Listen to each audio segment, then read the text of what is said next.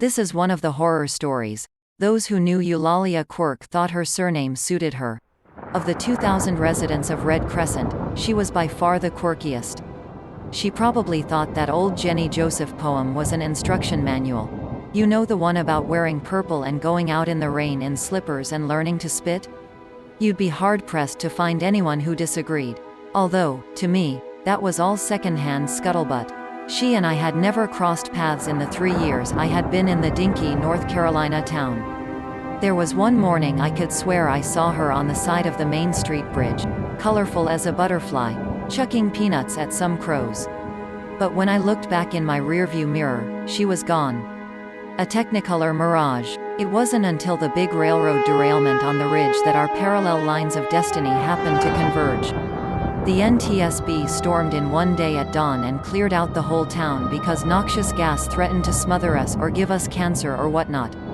We all holed up in Asheville for a few days before they finally figured it dissipated enough to let us go back home. And why would they lie? I met Eulalia Quirk the very next day. In my stint as the resident psychologist up at the regional hospital, I'd dealt with my fair share of, let's say, unique personalities. I was ill-prepared for the likes of Eulalia when I arrived that rainy morning. Sheriff Rakes loomed in front of my office door with his hairy arms crossed over his badge, which was never a good sign.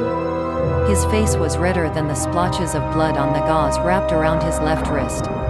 "Mornin', Flip." I craned my neck to see past him, catching a splash of canary yellow between the slats of my blinds.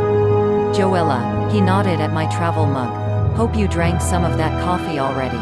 You're gonna need it. It's Earl Grey." "Who's my patient?" Got called up to Eulalia Quirk's place at sunup. She was already half a bubble off plum when I got there, ranting about how, during the evacuation, someone stole her prized collection of swallowtail butterflies. She didn't take too kindly that I wouldn't do a door-to-door sweep looking for it. He submitted his bandaged arm as evidence, wincing as he wiggled his fingers. Still, I didn't have the heart to lock up the old dingbat. Figured maybe you could talk some sense into her. I shouldn't have been surprised. In my line of work, belligerent patients come with the territory.